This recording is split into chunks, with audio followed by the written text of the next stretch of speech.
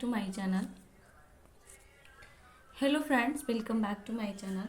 तो जैसा कि आप जानते ही हैं कि 5 जून से और 26 जून तक आरआरबी एनटीपीसी का एग्ज़ाम चल रहा है, जिसमें हमारा भी एग्ज़ाम था जो कि 11 जून को था, जो कि थर्ड शिफ्ट में था। तो थर्ड शिफ्ट में हमें एग्ज़ाम में गया जाना था। तो हम आपको बताते हैं कि हम आपको शॉर्ट्स में कल बताए थे जाते टाइम कि कन्वर्सेशन करेंगे आपके साथ, क्या था क्या नहीं था। तो सबसे पहले तो आपको ये ध्यान रखना पड़ेगा कि टाइम पे जाना पड़ेगा। ज़रूरी अति आवश्यक है और टाइम पे पहुंचना। अगर एक बार लेट हो गया तो आप समझ सकते हैं कि बहुत कुछ, आप दूसरी बार एग्ज़ाम देने के लिए आप विश्वास नहीं कर सकते कि हम टाइम पे पहुंचेंगे या नहीं।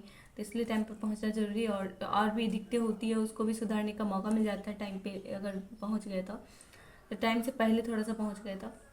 उसके बाद हमें बैकग्राउंड, वाइट बैकग्राउंड का 2 फोटोज लेना था, और एक था जिसमें आइडेंटिटी कार्ड लेना था, जिसमें पैन कार्ड, आधार कार्ड, कुछ भी था। एडमिट कार्ड के नीचे आपको दिया हुआ रहता है, तो आप इसको पढ़ के भी कर सकते हैं और वैसे भी।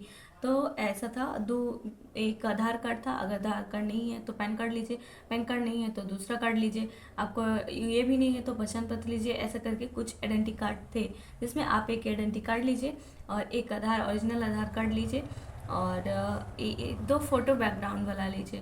तो आपके पास है तो आपका एग्जाम में बैठने का के लिए एलिजिबल है। उसके बाद आपको बायोमेट्रिक करवाना पड़ेगा। या अंदर जाने के बाद सबसे पहले आपको बायोमेट्रिक करवाना पड़ेगा। तो आपको वहाँ बता दिया जाएगा कौन सा सेक्शन में जाना है, कौन सा रूम में जाना है, कौन सा लैब पे जाना है आपको।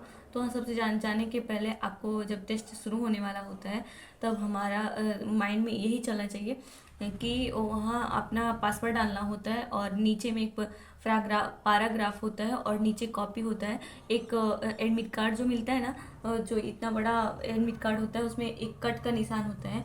जो कट का निशान जो रहता है ना, नीचे वाला फाड़ दिया जाता है। उन लोग जो है वो ले लेते हैं, उसमें सिग्नेचर भी करवाते हैं, अपना थंब भी लगाते हैं, लेफ्ट राइट दोनों का थंब लगाते हैं।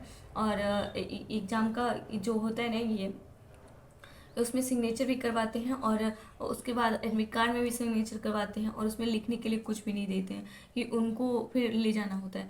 तो जैसे एग्ज़ाम ख़त्म होगा या फिर एग्ज़ाम से पहले, आपको एग्ज़ाम से पहले नहीं, एग्ज़ाम के बीच में वो फाड़ लिया करेंगे। तो आपको सबसे पहले मॉनिटर पर जाके, मॉनिटर पर क्या लिखना है, जो कि डेट ऑफ बर्थ लिखना है अपना।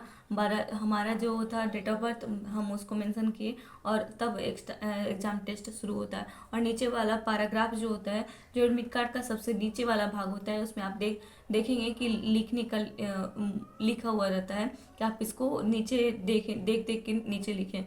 तो पैराग्राफ को आपको नीचे लिखना होता है हर टेस्ट में, और उसको एग्जाम उसमें पासवर्ड डालना होता है। अगर पासवर्ड डाल दिए हैं तो आप वहाँ फिर आराम से बैठ सकते हैं। फिर आपका टेस्ट जो शुरू होने में भी 10 मिनट और बाकी रहेगा। तो 10 मिनट में आपको कुछ और प्रक्रिया होता है, उसको करना होता है। उसके बाद आपका टेस्ट जब टाइम हो जाएगा तो टेस्ट शुरू हो जाएगा। तो सबसे पहले उसमें सेक्शन था रीजनिंग, मैथ और जीके जीएस। 3 सेक्शन होता है, और ज़्यादा होता नहीं है। तो आप प्रीवियस ईयर पेपर जरूर लगा के चाहिए। तो हमारा कैसा था जो हम अपना बताएं। तो सबसे पहले रीजनिंग का बात करेंगे। तो रीजनिंग में कुछ ज़्यादा नहीं हमें लगा, क्योंकि हमें अभी सीजल का प्रिपरेशन था। तो अभी काफ़ी काफ़ी मल्टीपल हम टेस्ट देते जा रहे हैं। तो कम से कम 2023-24 वाला और 22 वाला, इसका सारा टेस्ट हमने ख़त्म कर दिया सीजीएल के लिए। तो आप समझ सकते हैं सीजीएल का थोड़ा सा जो टेस्ट होता है ना, वो कैलकुलेटिव होता है, अपर होता है उससे। और रेलवे जो होता है ना, थोड़ा सा कम लो होता है उसके सामने। तो ये ज़्यादा अच्छा क्वेश्चन में पूछा नहीं जाता है। बस इतना फ़र्क होता है कि आपको ये वाला क्वेश्चन जो है ना, कैलकुलेटिव रहता है। जैसे कि बड़ा बड़ा संख्या आपको जोड़ना है, घटाना है, भाग देना है आपको। तो वहाँ है कि एक छोटी सी संख्या से थोड़ा सा कैलकुलेटिव दिया जाता है। तो इस बार भी तो मैथ का कैलकुलेटिव था, तो मैथ का बात बाद में करेंगे। पहले रीजनिंग में आपको सीरीज से क्वेश्चन था। वो भी क्वेश्चन कैसा था, हमको बड़ा अच्छा लगा। क्वेश्चन देख के थोड़ा हंसी भी आया, क्योंकि वो क्वेश्चन कुछ खास नहीं हमें लगा। हम अपना एक्सपीरियंस बता रहे हैं, बाकी तो पता नहीं, आप बोलेंगे कि हाँ क्वेश्चन हार्ड था या नहीं था। तो हमारा क्वेश्चन जो था, आप समझ सकते हैं कि जिसमें 8 है, 8 अप्रॉक्स आपको सिटिंग अरेंजमेंट में 8 मेंबर बैठे मिलेंगे। तो ऐसे था। और एक लाइन वाला भी था। सिटिंग अरेंजमेंट में एक लाइन वाला होता है और एक सर्कल वाला होता है। तो लाइन वाला भी था जो कि आपको रो को फॉलो करना होता है, और एक होता है जो सिटिंग अरेंजमेंट में सर्कल को फॉलो करना होता है। तो सर्कल के लिए क्वेश्चंस था 3, और एक था जो कि रो के लिए था।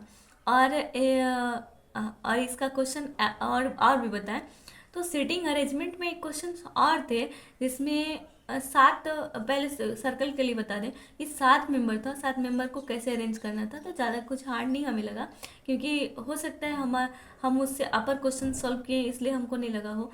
तो हमारे दोनों क्वेश्चन तीनों बना, और ये वाला जो था बैठने वाला जो रो वाला वो भी बना।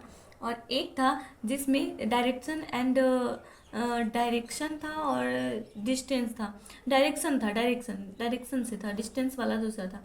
तो डायरेक्शन में ये था कि एक बिंदु दे दिया गया था टाउन के करके और टाउन जी करके, ऐसे करके दे दिया गया था। और टाउन आप बताएंगे, टाउन जी के जो है वो पूरब में है और टाउन एल जो है पश्चिम में। आप बताइए कि क्वेश्चन ऐसे थोड़ा सा माइंडसेट को आपको घुमाना चाहता है और उसी बिंदु पे पहुंचाना चाहता है, ऐसा करके। तो आपको जहाँ पॉइंट के लगा, टाउन के लिखे हैं, आप उस समय से बताइए कि टाउन जे कहाँ है। तो इसका मतलब ये है कि आप उत्तर दिशा में और दक्षिण दिशा में ऐसे करके बताना था। और ये क्वेश्चन था। और इसमें एक क्वेश्चन इसमें था जिसमें शायद कौन सा चैप्टर से था, कोड होता है, आप जानते हैं, @ होता है, हच होता है, जिसमें कुछ भी कोड भी दिया जाता है और अंक भी दिया जाता है। तो 3 क्वेश्चन इससे था, तो कुछ ज़्यादा हमें प्रॉब्लम हुआ नहीं। रीजनिंग का क्वेश्चन काफ़ी अच्छे थे, काफ़ी अच्छे थे।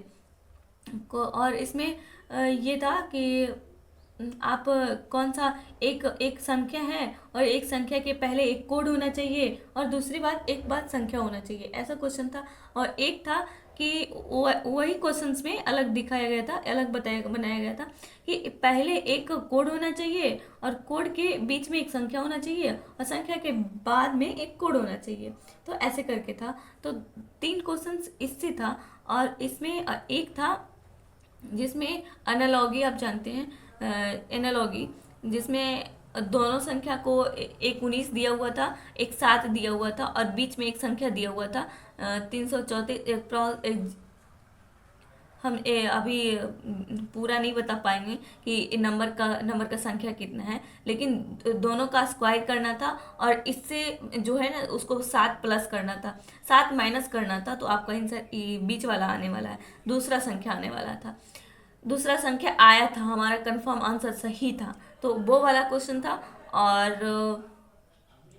और सीरीज से क्वेश्चन था जिसमें आपका 28 को 28 नहीं 28 नहीं 23 सब में घटाया जा रहा था। तो वो वाला हम क्वेश्चन सीजीएल में भी कंप्लीट कर चुके थे।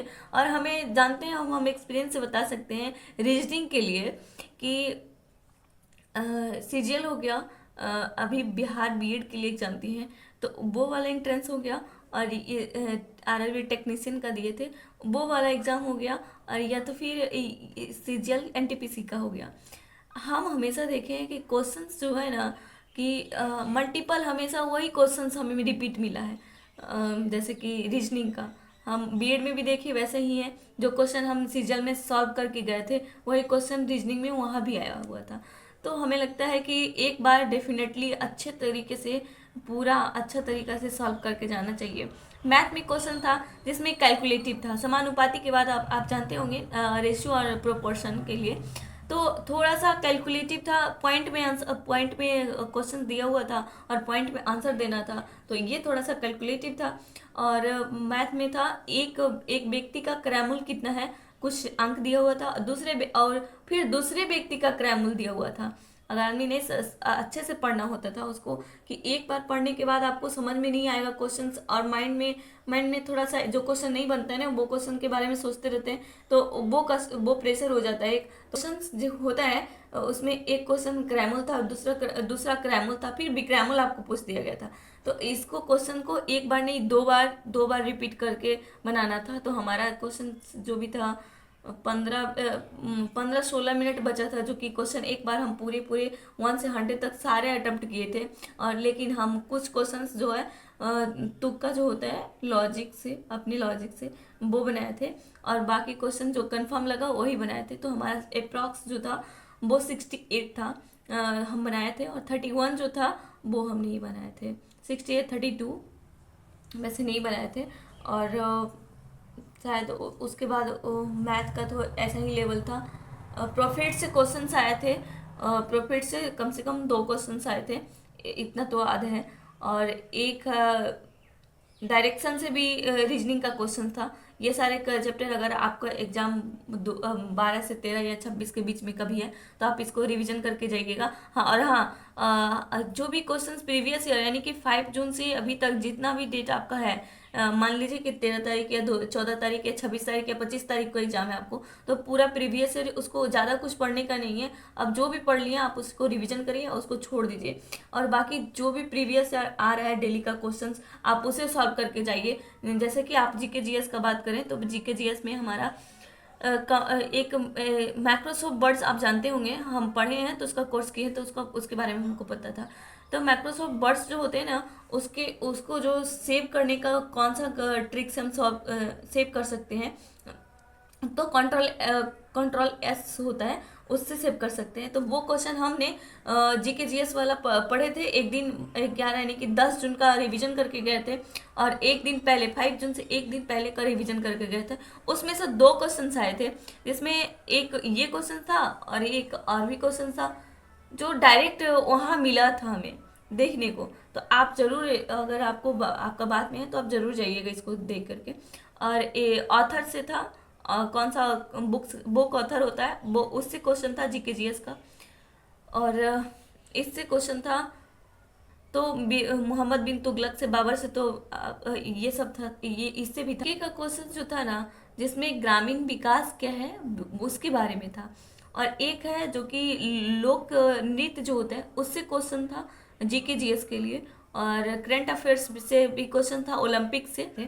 तो आपको अगर देना होगा 26 तारीख के बीच में, तो आप इस बात का ज़रूर ध्यान दें कि जो भी पढ़े आप उसको रिवीजन करें।